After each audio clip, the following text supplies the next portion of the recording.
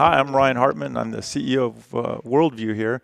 On today's episode of Everforward Radio, we're going to talk about Worldview and what we're doing to inspire people to have a new perspective about our planet, but also just about perspective as a whole and how one might be able to shift their own perspective in a lot of different ways. Enjoy the show.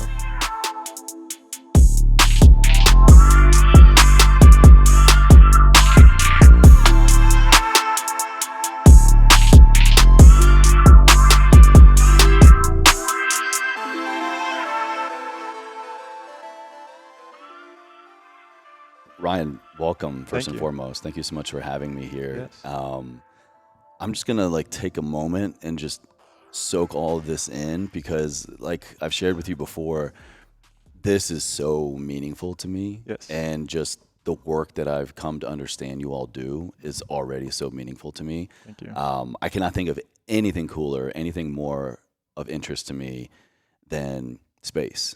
Yeah. But beyond that, it's what I love most about what you all are bringing to the surface here. It's yes, the obvious. It's space tourism, helping people see and experience the world from the top of the world. Mm-hmm. But it's that perspective Yes. change. Yeah. I would love to kind of just go there first. Yeah, you know, when we designed our space tourism business, it started exactly there. And we spent a lot of time thinking about, like, how do you design a meaningful experience for people? And we started with our purpose, our why, and that is that we exist to inspire, create, and explore new perspectives. And when we really thought that through, what is a new perspective? You know, it embodies inspiring people. It embodies exploring. You know, it embodies, you know, finding something that is unique so that we can contribute to a radically improved future. And when we thought about perspective, you know, there was two things that really became obvious to us, and that is that you really have to focus on where you're going to offer this experience. And then second, the time that you enable people to spend there where you're offering it. And two, time ascended above the earth to be able to take it all in. And I'll touch on those both of you, but I'll tell you, I've long been inspired by a quote from Plato where he said, "For one to truly understand the earth upon which we live, man must first rise to the edges of the atmosphere and beyond, for only then will they truly understand the earth upon which we live." And it's like, you know, however many thousands of years ago, you know, that those words were spoken. Yeah. And here we are in 2021, finally making that a real possibility for Just now trying to grasp that. Yeah, and make it a real possibility for you and I, right? You know, it's only a handful of people who have ever experienced that, you know. And so when I say that the perspective is about where you offer the experience, and two, the time that you offer there, and time, you know, at the edge of space, you know, the idea of place, it really comes back to kind of this mission that we feel that is important of rediscovering Earth. Rediscovering, I like that. Rediscovering Earth. And so I love the planet we live on, right? I'm a fan. Yeah, me too. I love fan, mountains. You know, we were just out looking at Mount Lemmon here and the snow on the mountains. And I love oceans. You know, I love playing on this earth. You know, I find myself outside constantly, right? I love the fact that we have this amazing playground that we call Earth. So the idea of designing systems to explore new planets and to find a new planet, a plan B planet, just doesn't resonate with me at all. Really? Yeah, at all. Wow. Okay. I'd like to find a way to enable people to rediscover this Earth and enjoy the beauty of this Earth, understand the fragility of this Earth, and do something about it, right? Because the reason that we need a Plan B planet is because we're not doing a very good job, and so So the idea of rediscovering Earth is something that we were like, okay, that's the mission: rediscover Earth. You know, we can take people up to the edge of space. We can give them an opportunity to view the Earth, but it has to be more than that. And so we said, okay, place is important. And so we came up with what we call 7 Wonders of the World Stratospheric Edition. Not a bad plan. Yeah, not a bad plan. Not a bad plan. Yeah. And so it's the Grand Canyon, the Great Barrier Reef, the Great Wall of China, Aurora Borealis out of northern Norway, the Giza Pyramids, the Serengeti, and the Amazon jungle. And what that provides our customers with is an opportunity to truly immerse themselves in a wondrous place on our planet. The most wondrous places. Yeah, I mean, that's kind of our idea. Yeah. And so, you know, the Grand Canyon is a great example. I mean, it's a beautiful, beautiful place to visit. And there's a ton of history there. You see the effects of climate change. You know, you see the impacts of wildfires, you know, and what were once beautiful forests surrounding the Grand Canyon. There's a lot of burn scar around the Grand Canyon, you know, but you can experience all of that, you know, and one day you can be standing on the edge of the Grand Canyon just seeing how massive it is. And the next day, ascending to the very edge of space, to the very edge of the atmosphere and beyond, And see how small it is. and see how small it is, Yeah. right? And so that creates an opportunity for people to feel something different, unique, you know, and have an emotional response to that. And so when we designed the solution, you know, we designed around 5 days of immersive experience for people. You know? Yeah, I was learning about this kind of integration period, really, Yeah. before, during, and after. That's for exactly this right. experience. Yeah. Exactly right. So, you know, spend days touring around, you know, the Grand Canyon, or, you know, scuba diving into the Great Barrier Reef, or walking along the Great Wall of China. Which, in and of itself, is a pretty good vacation. I mean, that's what people spend time and save money for, to go do in and of itself. Yeah, exactly right. You know, and you know, and then there's other things too, though.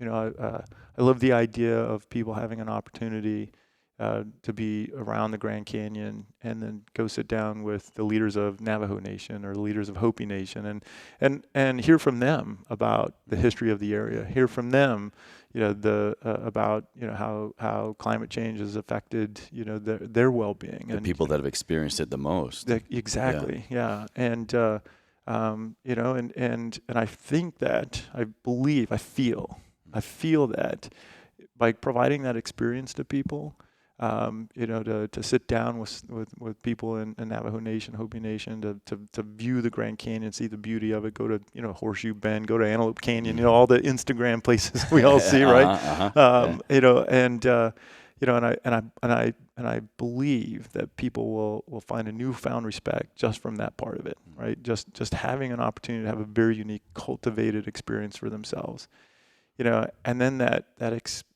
newfound respect is only amplified when they ascend above it and they look back down and they start seeing these places that they visited. They start seeing, you know, Horseshoe Bend. They start seeing Grand Canyon. You know, they see other places that they recognize, maybe Las Vegas, you know, or, you know, places like that. And then it truly solidifies, you know, this appreciation, a respect. Yeah.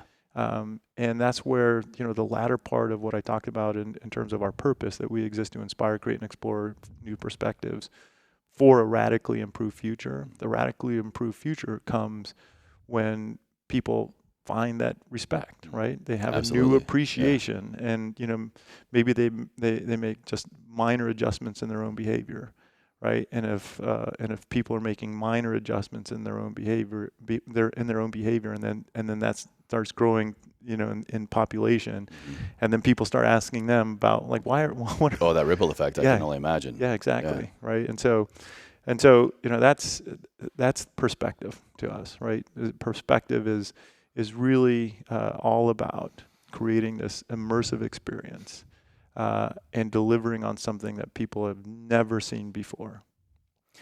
When I think of perspective, there are a lot of things that come to mind, because I've had my perspective changed. I've changed my perspective many times over my short period here on Earth. Yeah. But what just stands out most to me about this experience is what I have to assume, and I'm curious your input, is the instantaneous perspective shift of our world and the world. Yeah. I've had a lot of conversations with people who have experienced what is called the overview effect, right? So, this effect that happens on people that have viewed the Earth from space, and what I've come to learn is normally, or usually, I should say, that happens when people see something they recognize. Okay. And so it is a combination of a known perspective and a new perspective. We almost kind of need that for a perspective change, right? Yeah, exactly. Our Yeah, old school brain here needs a familiar anchor point before we can even look at the future. Exactly right. And so what happens is they see something that they recognize, and then they see it in a way that they've never seen it before, and they see it, in the context of something much larger than something that's really small. Context right? is crucial. Exactly. Yeah. And then contrast is also important, right? So the contrast of, like we were talking about, seeing the Grand Canyon and how big it is when you're standing on the edge of it, and then all of a sudden it's really, really small. And so, perspective shift, I believe, happens when you create an environment where there's familiarity, right? Something you recognize, coupled with something completely new that you don't yet completely understand, and you can't truly put your finger on, like, okay, what is this that I'm experiencing? What is the awe that I'm feeling? And I believe that, kind of to your point, is when that happens for people, I think it my hope is that it inspires people to seek that again and again and again and again. Right, because then when you're allowing yourself to model what it means to have a new perspective of something, that can be applied in a lot of different ways. For us, we're doing it. We're creating an experience. We're creating an environment where that perspective shift is about what's happening on our Earth, right? But think about if you start to learn how to embrace perspective shift, then you kind of have the recipe for perspective shift. Yeah, you kind of got a little formula for it. Exactly. Yeah. Then what happens when you start looking at like things we're experiencing in today's society, right? And maybe you can find common ground by just having the ability to shift perspective. Wouldn't that be a beautiful thing? It would be a beautiful thing, and I, for one, am here to support that, absolutely, any which way we can.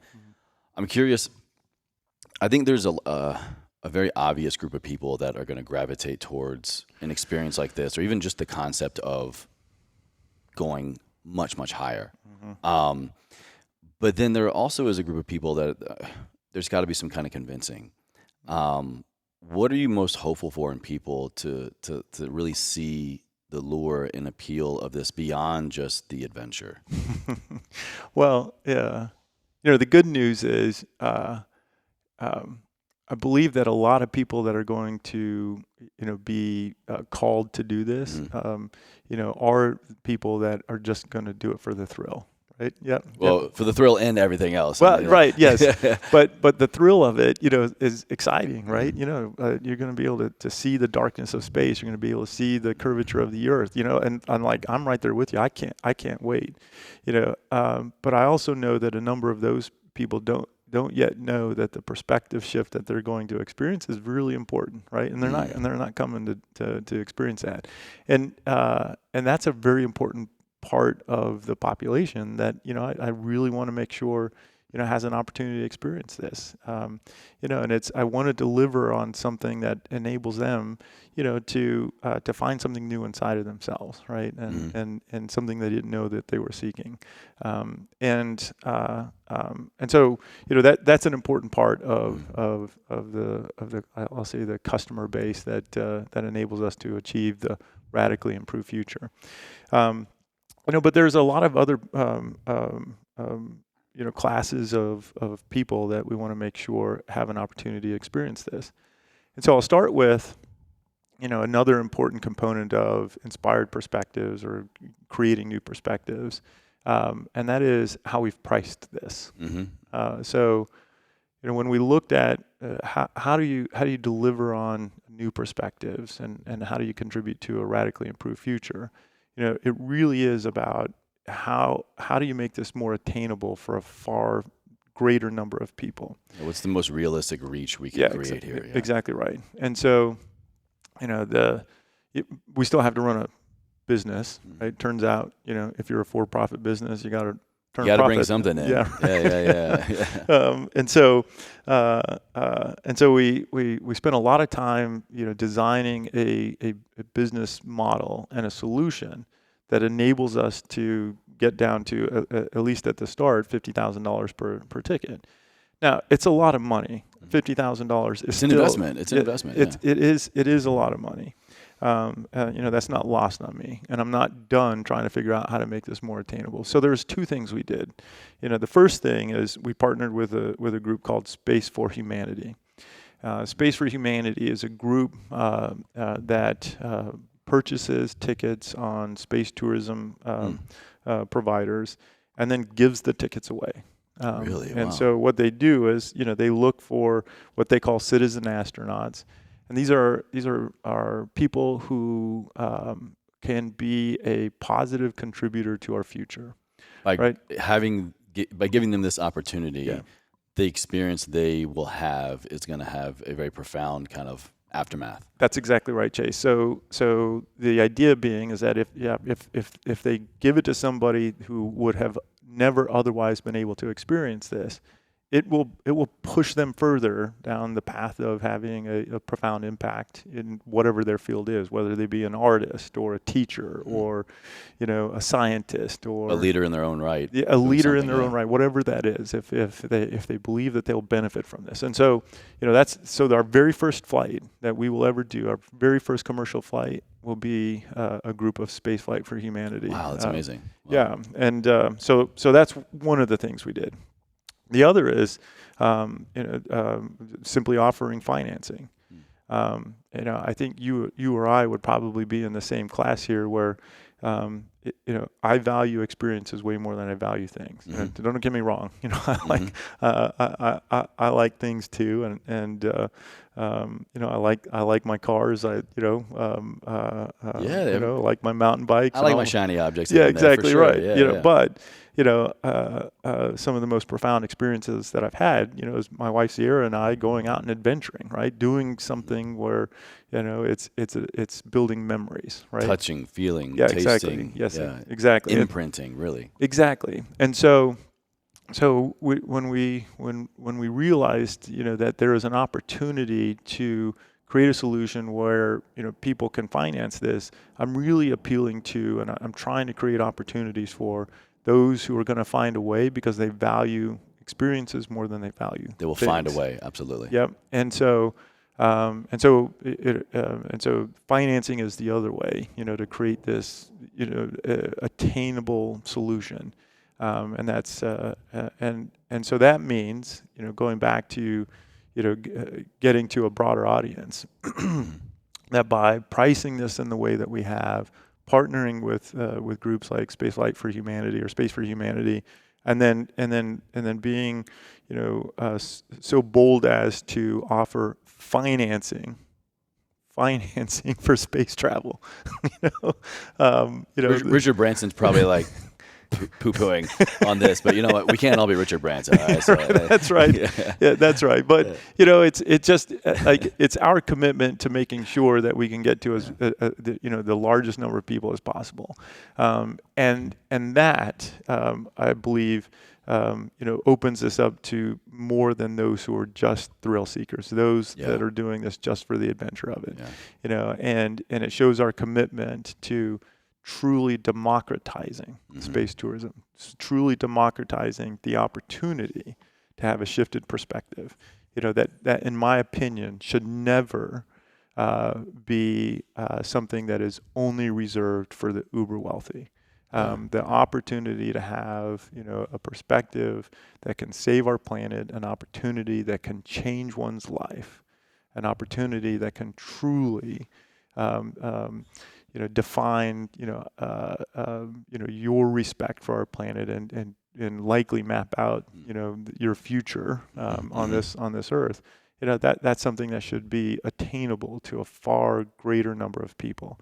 And I'm not done yet. I'm not done finding a way to make this, more attainable and more accessible.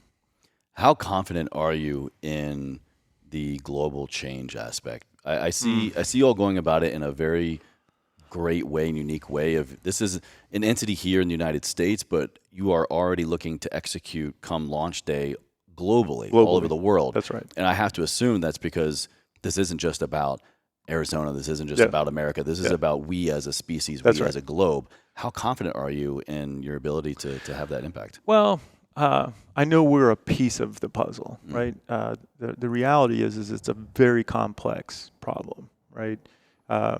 People are part of the problem, right? A big part of the problem. They're a big part of the problem, but it is a complex problem, and it requires a lot of scientists. It requires a lot of engineers. It requires a lot of innovation, for us to round the corner. My goal is to quite simply be part of the conversation of those who found a way to contribute to a healing planet, right? Get a seat at the table kind of thing. That's right. A seat at the table, but just that we did the right things to help round the corner. Now, there are other things that we're doing, right? The experience of space tourism is one of the ways that we're contributing. There's a lot of other things that we're doing. One example is, we talked about our mission being Rediscover Earth, right? And we've designed an experience around rediscovering Earth. But in addition to that, we have a short film series that we started called Rediscover Earth, right? And so, what we're doing in the Rediscover Earth series is bringing together the world's best videographers, photographers, musicians, poets, and having them help us tell the story. And the reason that that's important is, just what we just talked about. $50,000 is still a lot of money. And by offering financing, yes, we're going to open it up to a lot more people. But that still means there's going to be a significant number of people that are never going to be able to experience this. In addition to that, I don't know that I'll ever be able to produce supply that meets demand. That's a whole other variable, absolutely. Right, exactly, right? And so we have to do more. We want to do more. And so, by enrolling the world's best videographers and photographers and musicians and storytellers, podcasters, it gives us the opportunity, to share a perspective with people, right? To share a perspective of what's going on around our planet, and it gives us an opportunity to open it up beyond the 7 Wonders of the World Stratospheric Edition, right? We did one of our first shoots in Alabama Hills in SoCal, and we were going there because it's a beautiful part of California. It's unique. It kind of feels like you're on another planet, but but it's super cool. We got a few good places like that. You sure do. Yeah, we do here in Arizona too. You're not wrong. I look outside and I'm like, mountains, desert. Am I even on Earth anymore? What's going on? Yeah. But while we were driving out there, I mean, we were driving into a massive forest fire, a massive wildfire, and at first it was like, this sucks. Got all these people together and we're headed out here, and then we get it close and all you see is smoke and you can't really see very far, and then I realized, and I think the whole team realized, like, but this is the story that we're to tell today, right? This is a necessary part of the journey. Exactly right. There's enough people that are capturing all the very beautiful parts of the earth. There's enough Instagram pages you can go to and see, pretty amazing, places around the earth. there's not enough that's combining that with, where the earth is telling us, hey, I'm So hurt, true. Yeah. right? Yeah. And so we did the shoot anyway, right? And it's against the backdrop of smoke. And it enables us to tell a story where, like, we're going to go to the beautiful parts of the earth. We're going to go to the parts that inspire us all. We're also going to go to the parts that are broken. We're going to go to the parts that are the most vulnerable. We're going to show, the damage that's been done to this earth, and we're going to tell stories around that. And in doing so, it truly helps us, in sharing an inspired perspective through a very different approach. Wow. And so, so we're doing that. And then we're just the way we run our business gives us another opportunity. How so? Well, so as a business, there's a lot of different opportunities you have to make decisions around your impact on the earth. We, as businesses, I don't know that there is a business out there that doesn't have some sort of carbon footprint. Yeah. And so you have decisions to make along the way. One of the common decisions that companies make, and I applaud them for doing so, is just buying carbon offsets, right? Buying credits from somebody that's going to go plant a tree, right? And plant a number of trees to offset your carbon footprint. That's cool, right? That's a great way to do it. That's a start. It's a start. For us, we started to look at, okay, what can we do? What are steps that we can take in offsetting our own carbon footprint? I mean, the first thing you have to do is truly understand your carbon footprint, and so we're doing a pretty broad study to understand, what our total carbon footprint is. Yeah, how can you begin to change something if you don't even know what all the variables are? Really? Yeah, as a business leader, one of the things that you often come to realize is you can't improve what you don't measure, right? You can't manage what you don't measure. Yeah, Absolutely. Yeah, I say it all the time. Yeah, and so we start there, and then we have like some really unique opportunities. One interesting one is the polyethylene plastic we used for manufacturing our balloons. I was getting the rundown of that earlier on the tour, yeah. So that polyethylene plastic is the same polyethylene plastic you or I might use to build a greenhouse. And so we can go fly a number of people to the edge of space. We can give them an inspired perspective. We can recover that capsule back down to the earth. We can grab that balloon and make a greenhouse. Wow. And so I cannot think of anybody being more on brand from start to finish for what you're doing, like on mission. Yes. Every aspect of the way. Thank you. Wow, And so if you can build a greenhouse, well, then you can grow tree saplings, right? And our balloons are pretty big. And so all of a sudden we significantly reduce the cost of the materials to build a greenhouse because we're using it anyway, right? Yeah. So we can use a balloon and bring the capsule back down to Earth, and build a greenhouse, and then grow our own tree saplings and use those tree saplings to 100% offset our own carbon footprint. Wow. And do that at 7 spaceports around the world. Well, the other thing that does is, when you start thinking about it in more granularity, is, okay, well, I said that I was taking people to Spaceport Grand Canyon, and one of the reasons I wanted to take people there is you can immerse yourself in the beauty, the history of it. But I mentioned also, that there's burn scars from serious wildfires around there, and the same is true in the Amazon. The same is true in the outbacks of Queensland, Australia. I'm sure anywhere you try to go, man has been, there's going to be damage done. That's right. In Kenya, Africa, where we'll operate Spaceport Serengeti. So all of these places, there has been devastation from wildfires, and if we're building a greenhouse and we're growing tree saplings.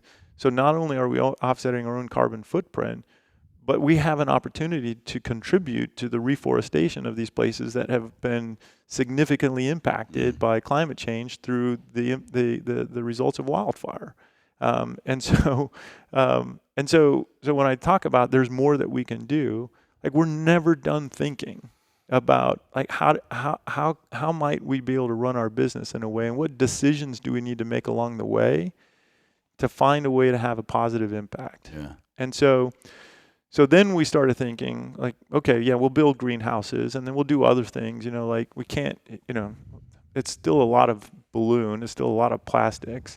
And there's only so many greenhouses that you need to be able to offset your carbon footprint. And we'll probably do like some silly product that we offer, to sell to the general public of, a greenhouse made from the plastic that took someone to the edge of space. I mean, yeah, I'd right? buy I mean, one. yeah, exactly. I mean, it's just an easy thing. If you make for a us to trash do. can and tell me that it was made from parts made, sent to space, I'll buy it. Yeah, good.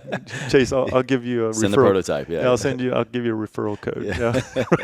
Use code Ryan. You code Ryan, yeah. I know, maybe I'll give you your own referral code. But anyway, but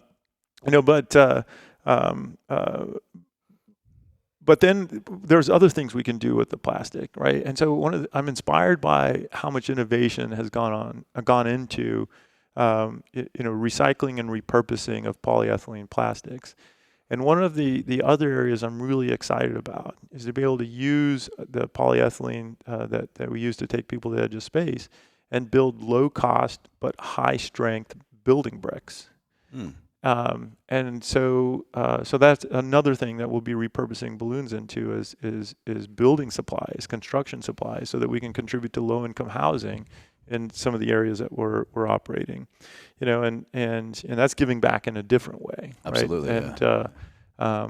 In these areas that, like Navajo Nation that I spoke of, and some of the other indigenous cultures, like in Kenya and in Mongolia, where Spaceport Great Wall of China will operate out of, all of these places, are dealing with their own poverty issues. And if we can contribute even just in a small way to building low-income housing in those areas by using, again, a balloon that went to space, came back down, we repurposed it into a building brick, and I can only imagine, the 8-year-old little boy that says, my house is made out of materials that were in space. Space house. Right. Yeah, exactly. Right. And so, that has a positive impact in a lot of different ways for, that little boy, that little girl that's inspired by space, that like they have a home that they can, brag about. Mm-hmm. How cool is that? And then, that same little boy, that same little girl, I get excited about the idea, of repurposing, some of our materials into textiles that can make bags or shoes or whatever.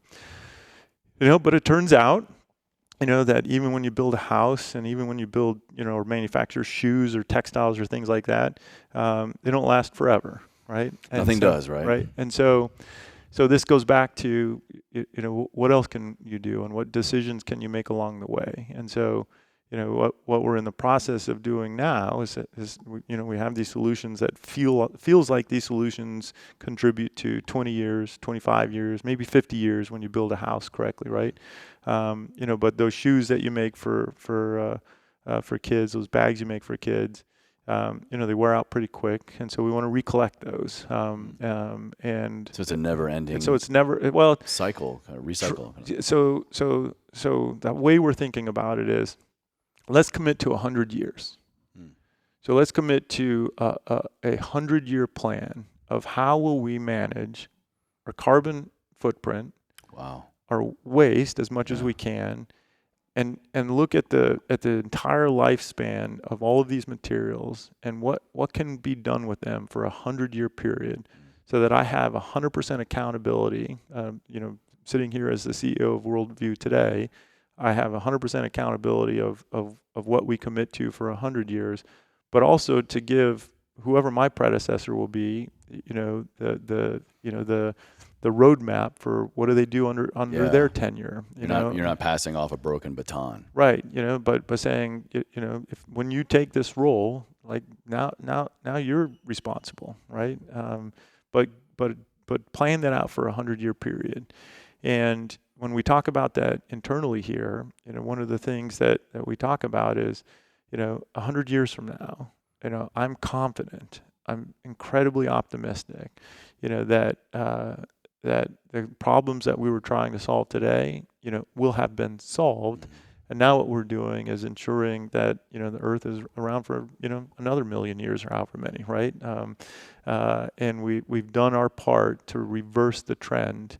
Or at least to slow it down a bit. Yeah, Ideally reverse for sure, but yeah, I mean, I'm optimistic that that in 100 years we will have reversed, what we're dealing with now. Okay.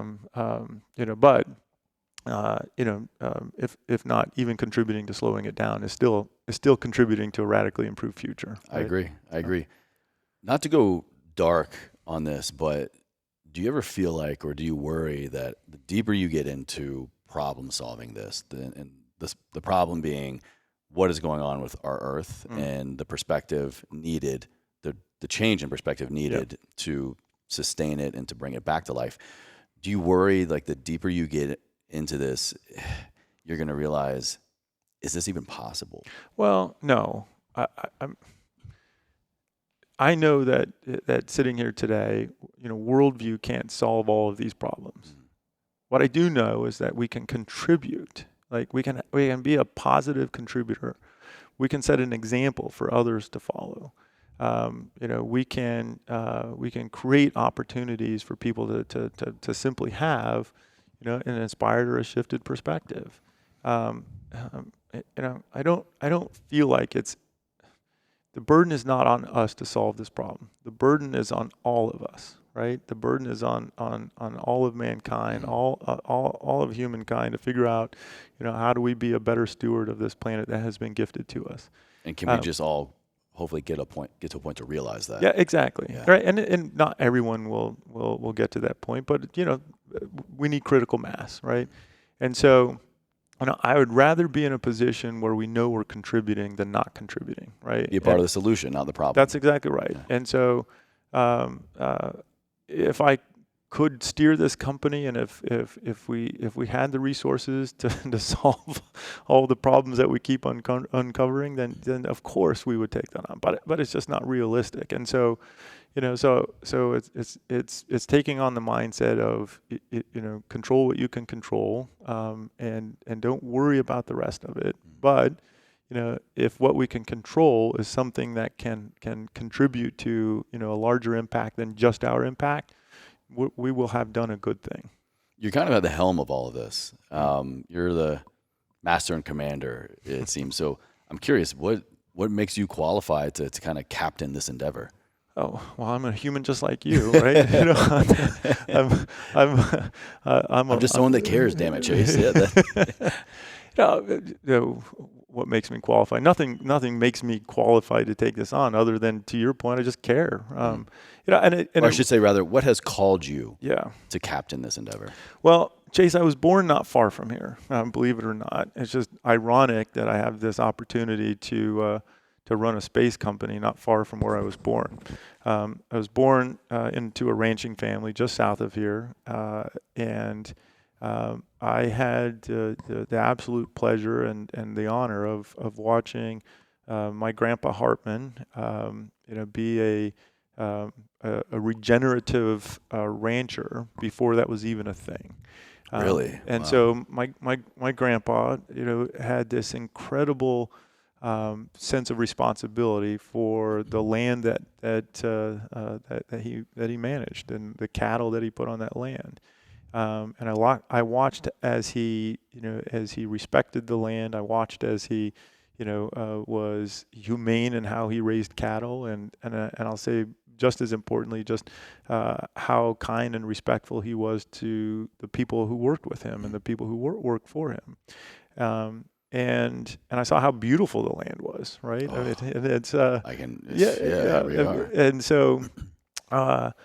so that planted a seed in me, and I didn't really understand, really the importance of that seed until over the last decade or so, and but along the way, I became intrigued by and just became a fan of technology, right?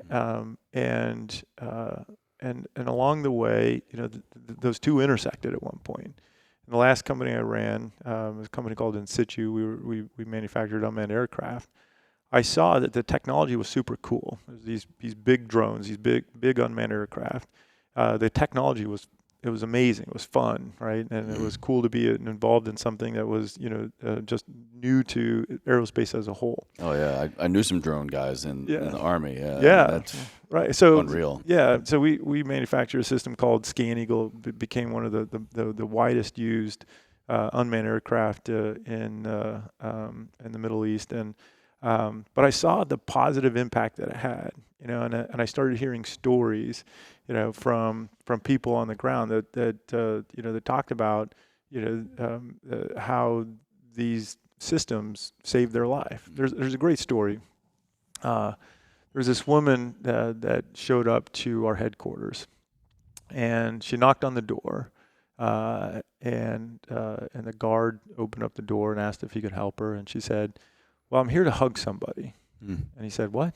She's like, "Well, I'm here to hug somebody." And he's like, "Oh." I don't get that every day. Yeah, and he's like, "Well, I'm going to need a little more information than that before I need just to see some papers, man." And she says, "Well, I just got a phone call from my son, and he's a Marine, and he was just deployed to Afghanistan for the first time, and he just called home."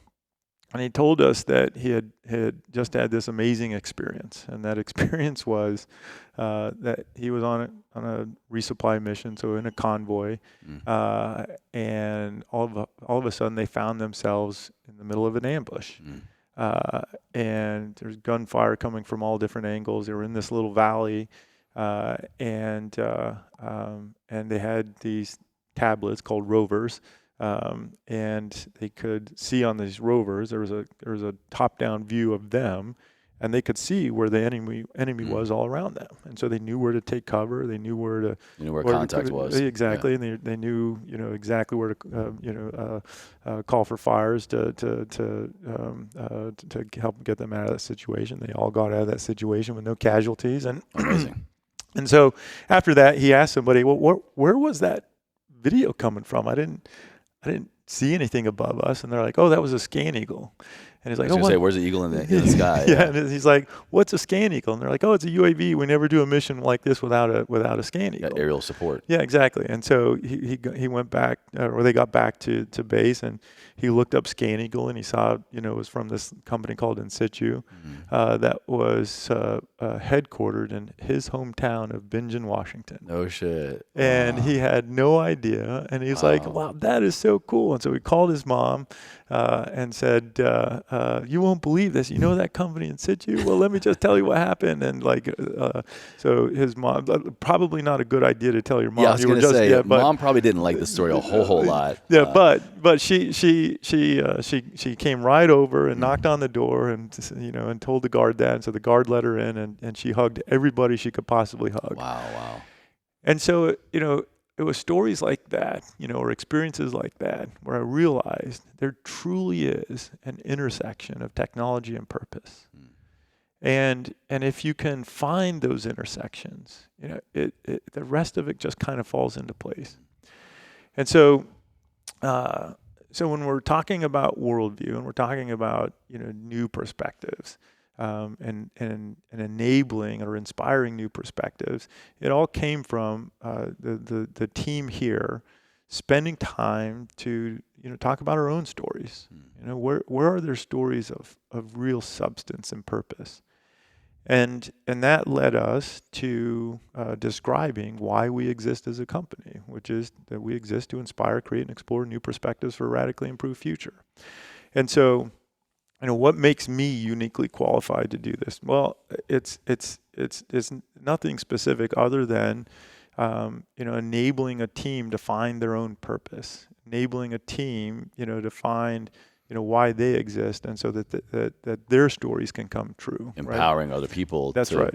Live up to their utmost potential and contribute to the entire mission here. That's exactly right. Yeah.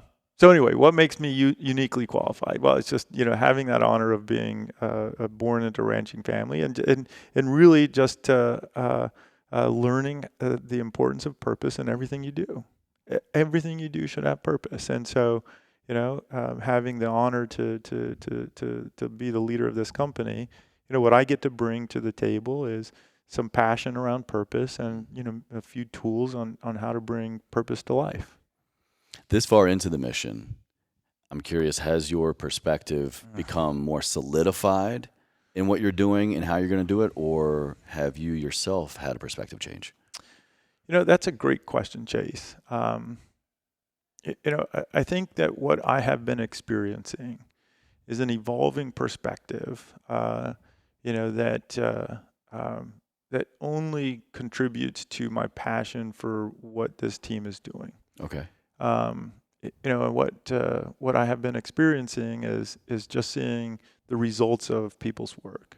I've been seeing and experiencing, the excitement around the work we're doing, not just internally, but externally. It's what brought you and I together. Is excitement about what we're doing, and so my perspective, has evolved from, coming into this company and seeing that it has some cool technology.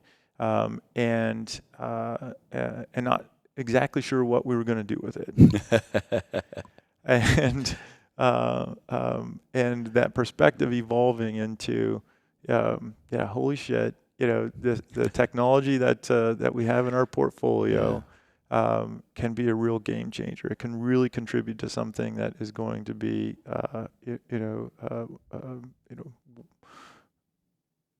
if we do it right, world changing, right? I don't want to overcommit, but my perspective has just been evolving into that. And, the thing that has been exciting for me is, it's humbling, to be somebody that has the opportunity to steer a company like this in a direction where we just might be in the conversation of, those companies that made a difference. And so my perspective of evolving into that, Chase, has been, kind of doubling down on the importance of the work we're doing, being so committed to seeing this through. Clearly. And thank you. And just being all in. I have never felt more satisfaction in living and breathing, the work that we do. Wow. And for me and for the broader team here, I see us changing our own behaviors. I see myself, choosing a glass before I choose a water bottle, or a plastic water bottle. I see myself, looking for opportunities to pick up trash on beaches, right? I find myself, just shifting my own behavior, and I see embodying the mission. Well, and yes, and it comes from a different place than I've ever experienced before, Chase. It comes from a place of, feeling like and being inspired by that. You know what? This might actually work, right? The idea that people's behaviors shifting and people's perspectives shifting, this might actually lead to something pretty cool, right? And so it comes from there, and it feels pretty good. I think one of the things you were just talking about is a phenomenal place for people to start when we're talking about perspective change. You might have the opportunity to get that God's view, that worldview. That's a hell of a perspective shift. But you were talking about how you're sitting on this technology, you're sitting on this incredible offer, and you're already doing great things with it. But perspective shift there, I think, is very universal because all humans, I think, have that. And when we realize what we're sitting on, and by that it could be literally something you've created, it could be in your business, but you're sitting on your own potential. And I think until we realize and we look at that perspective shift of, I have been sitting on this opportunity, this potential, this entire time for something else. Like, how can you help someone realize that? You're sitting on something great. You just need a shift in your perspective to realize a new application. Well, Chase, so for me, it goes back to what we were talking about before. Finding finding purpose in what you're doing, finding purpose in, the idea that you have, the talents that you bring to the table. If you're a podcaster, recognizing that, the talents you have can contribute to something positive, by helping people tell their stories, right? And that has a positive impact. If you're an engineer sitting on an idea, figure out what the intersection of your technology, what some purpose might be, and then watch how it blossoms, right? And feel how it blossoms inside of you, because I have seen it over and over and over again. When you combine something, a talent, a technology, a skill that you have, that if you combine it with a purpose that you truly believe in, I mean, watch out. I mean, it's fun to watch. It truly is. It truly is. Well, Ryan, I could sit here and pick your brain and talk to you for hours. So many other ways to go about this conversation, but I just want to honor your time and thank you again so much for being here. Yeah. I'm so excited to see where you keep taking this company and this community and this mission. Thank you. In the next 100 years. Yeah, and beyond. And this is part 1. Part 2 will be a little bit higher up. Yeah, a little bit higher. Exactly. Yeah, stay tuned, everybody. Absolutely. Well, my final question for you, sir, is, and I think you do an incredible job of it already in this conversation, has embodied it, is living a life ever forward. Is my words, from your story, is realizing the potential that we're sitting on as human beings, and what we can do to not only change our perspective, but to change our world and the world. There you go. But I'm curious, what does that mean to you? How do you live a life ever forward? Well, I mean, I live a life ever forward by always focusing on moving forward. And for me, it means, always taking steps forward, always taking steps towards a positive impact, always taking steps towards living up to your true potential, and surrounding yourself by like-minded people. It's why I like your podcast is not so much like-minded people, but always, learning new ideas, and hearing new perspectives of things that are important to all of us. And so, it's recognizing that you can always be taking steps forward. It's recognizing that you can be intentional with the steps that you take forward, and whatever that means to somebody. And it's always accepting, new perspectives into your life. Yeah. Well, we're going to have all of Worldview's information down for everybody to check out in the video notes and the show notes. But if they want to learn more, where can they go right now? Worldview.space. That's www.worldview.space. Is that the new? It's no longer .com. We're going websites in space. Is that? Yeah. Well, yeah. I mean, damn, it's I love that. It's pretty damn cool. And it's cool when you can have a domain name for your email address. That's .space. Wow. Yeah. So I got to give me one of those. Yeah. All right. Yeah. Well, you Chase at space.com. There you go. No, Chase at tuning.space. Even better. Anyway, Even better. but the www.worldview.space. You can check us out on Instagram. There's a lot of incredible content there. That's where we share our Rediscover Earth series. Oh, it's phenomenal. Yeah.